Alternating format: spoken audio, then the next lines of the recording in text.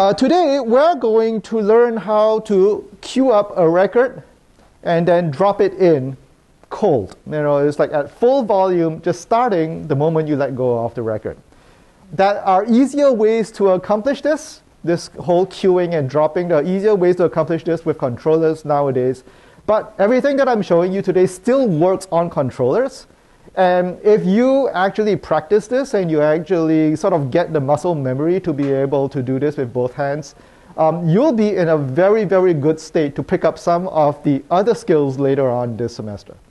What a lot of people in other DJ courses or learning how to DJ for the first time often do is they find the easiest way to accomplish something and then they're stuck there for the rest of their DJ career. It's like, this thing works for me, I'm just going to keep doing this one thing. What I'm trying to do is twofold. On one hand, give you the foundational skills for you to sort of pick up even more and more and more skills. And secondly, also sort of remind you that this is a history class. This is a class about how people used to do things before those easier methods came along. That being said, when you're actually performing in front of people, there's no requirement to use any of these methods. I think when you're actually DJing in front of real people, you pick whatever is most comfortable to you. You do it your way, your own style. But I am trying to sort of broaden the palette, the range of different ways that you sort of accomplish the same goal. So today I'm going to start by going to actually how people mixed with vinyl.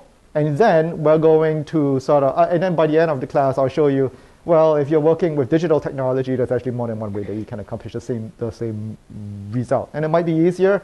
It's definitely different. But if you actually go back and practice these techniques on your controllers over the weekend, be aware that those same hand movements are going to be useful going forward in the rest of the semester as well. It's going to look like 3 separate motions, but it's actually just one thing. You're trying to accomplish one goal, but you use 3 separate motions to be able to get there.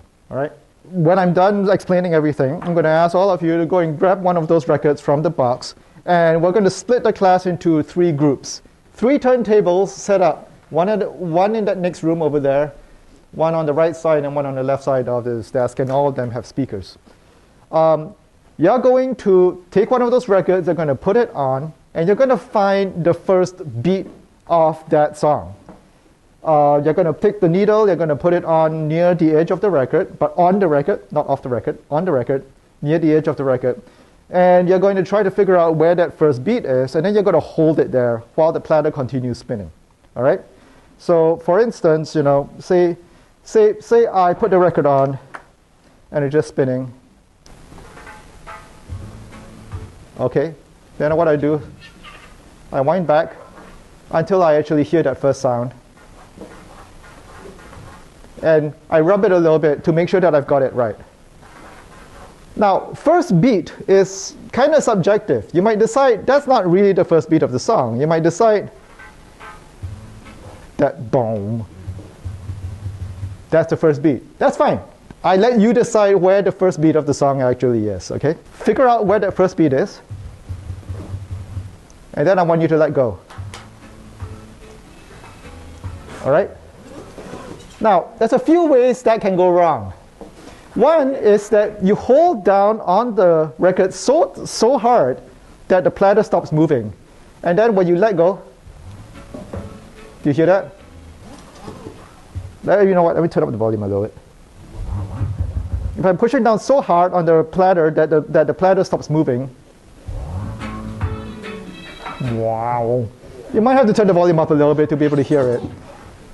So that's a sign. If the platter stops moving underneath your hands, even though there's a piece of felt protecting the platter from your hands, you're still exerting so much pressure, so much friction on it, that the motor not only has to get the record up to speed, it has to get the platter up to speed as well. And that's, asking a lot from a small motor. All of these turntables are actually belt drive turntables, which is technology appropriate for the 60s. Which is roughly about the time that we're working over here. It's the same technology that you'll find in the 50s as well. And those have even less torque than what I'm using right now. So it will be even more pronounced. They are also lighter. The records are lighter, the platters are lighter. So the motor actually doesn't have to do nearly as much work, but it's a smaller motor to begin with. So you will still hear that. And that's bad. What you want to do is you want to let go in the direction of the platter being that's rotating underneath. So it actually starts at the pitch that it's supposed to start.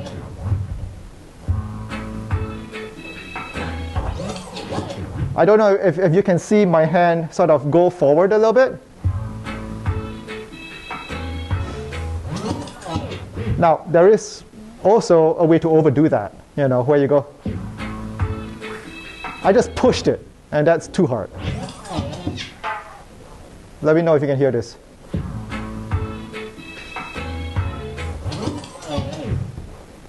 Also, if I don't let go in a direction, you still hear a bit of that wah sound, but it's not that obvious. So I'm not pushing so hard. The platter still continues spinning. I'm just letting go. That was pretty nice, actually.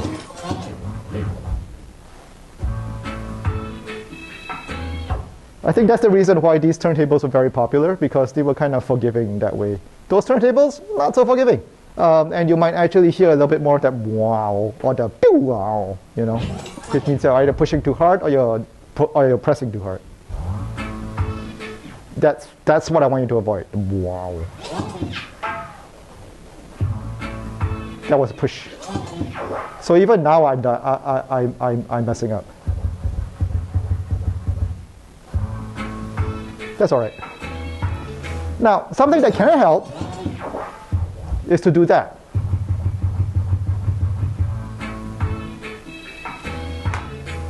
Because when the platter is, when you're holding the records steady, you've got a certain amount of friction, but if you can turn that into like dynamic friction, it's a different amount of force that's being exerted between the felt slip mat and the platter.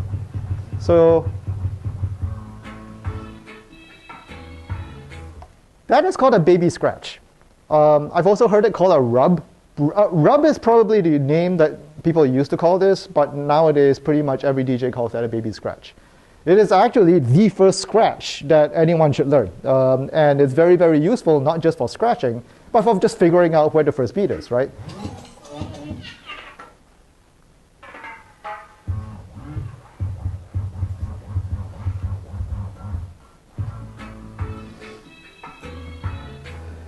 A lot of you are seeing the screen right now, but I'm not. It's much easier for me to do this by ear. And when you use your records, you're not going to be able to see a screen. They're vinyl, I mean, I guess you could look like that, but you're not going to see much.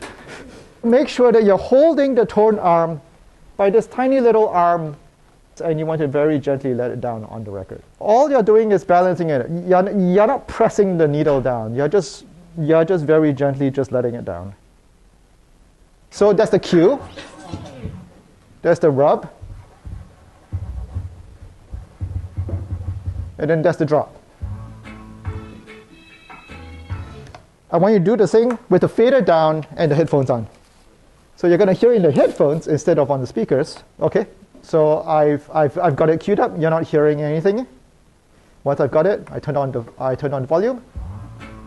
That was terrible. Let's try that again. Hopefully that was better. So that is headphone cueing.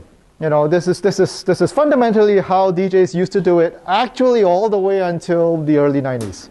And some DJs still continue to do it this way. It's like there's no visual representation. The only way that you're going to be able to tell where the beginning of this track is by your ears.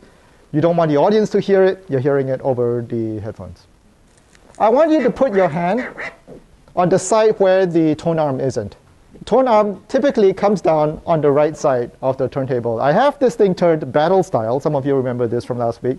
So the tone arm's even further away from usual. But the tone arm's always sort of coming down on the right side.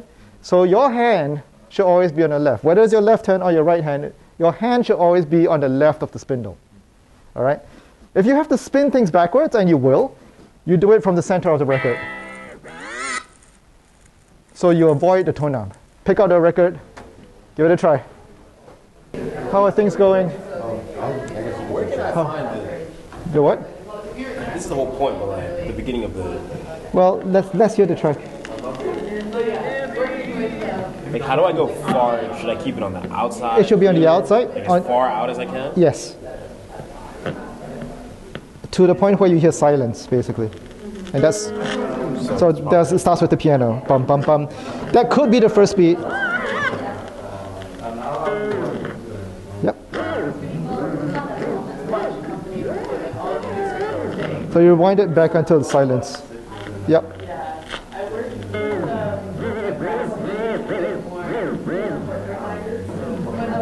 Yep, yep. So that has the wah. So now you have to practice the release. And remember, try to keep your hand on this side of the record, so it's as far away from the tone arm as possible. Yep. And you don't have to turn the motor off. You can just stop it by putting your hand down.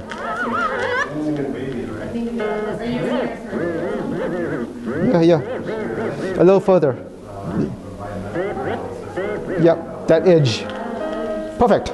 That's exactly the sound that we want.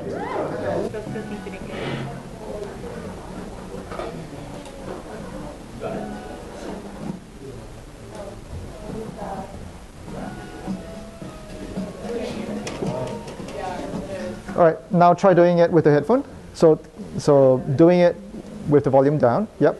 Put on the headphone. Try doing it, doing exactly the same thing, and turn on the fader just as you release.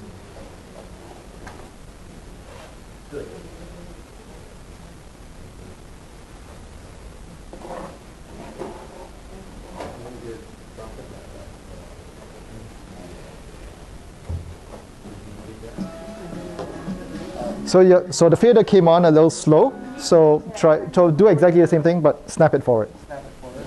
Yeah, snap the fader forward. The record was good.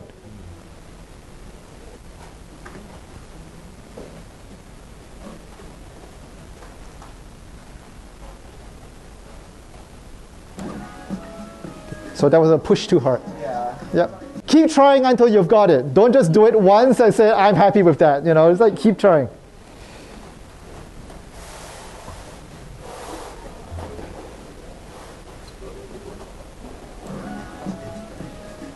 So again, you have to sort of push forward a little bit, but not, yeah. So be gentle.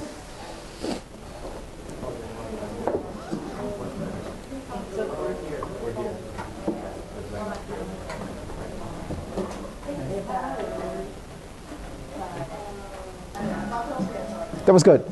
That was good.